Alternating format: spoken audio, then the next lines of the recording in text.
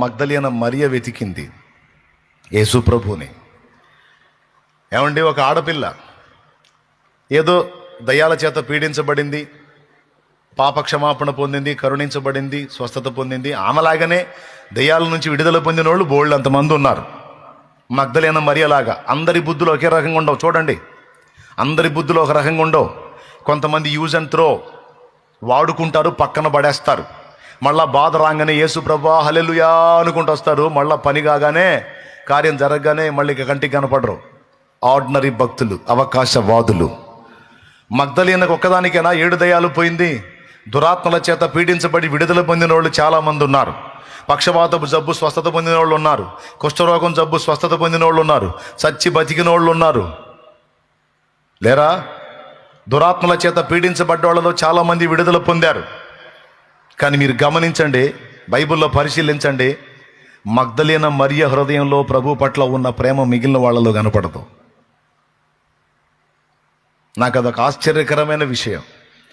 ఎంత పిచ్చి అయిపోయిందంటే యేసయ్య అంటే, ఏదో జబ్బుతో ఉన్నావు, స్వస్థత పొందావు, ఏదో మమ అనుకోవాలా, స్తోత్రం ప్రభా అనుకోవాలా, బాయ్ బాయ్ చెప్పాలా, జంప్ అవ్వాలా, లోకాన్ని అనుభవించాలా.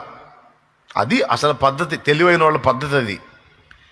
కానీ ఎంత పిచ్చిదైపోయిందంటే, స్వస్థత పొంది, ఆ దురాత్మల చేత విడుదల పొంది, పాపక్షమాపణ పొంది, రూపాంతరం చెంది ఎంత పిచ్చిదైపోయిందంటే, యేసు ప్రభు లేకపోతే నాకు ఈ లైఫే వద్దు, నాకు యేసు ప్రభు చాలు,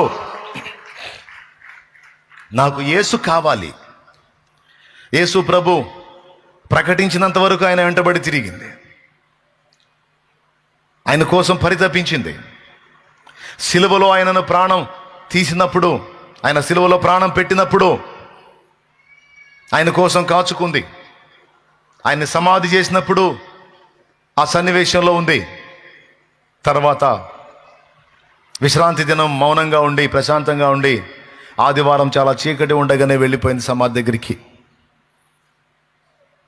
ఎంత ప్రేమ యేసయ్య అంటే, యేసయ్య లేకపోతే క్షణం ఉండలేదు. యేసు ప్రభుని వెతుకుటలో శ్రద్ధ కలిగిన స్త్రీ మగ్దలేన మరియా. వెళ్తే సమాధిలో ఆయన లేడు, ఆయన లేచున్నాడు.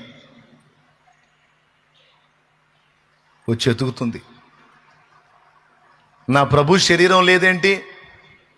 ఆయన సజీవుడిగా ఉన్నప్పుడు నానా నేరాలు మోపి నా ప్రభు ప్రాణం తీశారు, అయినా తృప్తి కలగలేదా? ఆయన శరీరాన్ని కూడా తీసుకెళ్లారు. నాకు యేసు శరీరం కావాలి, నాకు యేసు కావాలి అని వెతుకుతుంది. ఆమె హృదయంలో ఉన్న తీవ్రత ఎంత బలీయమైందంటే, ఆమె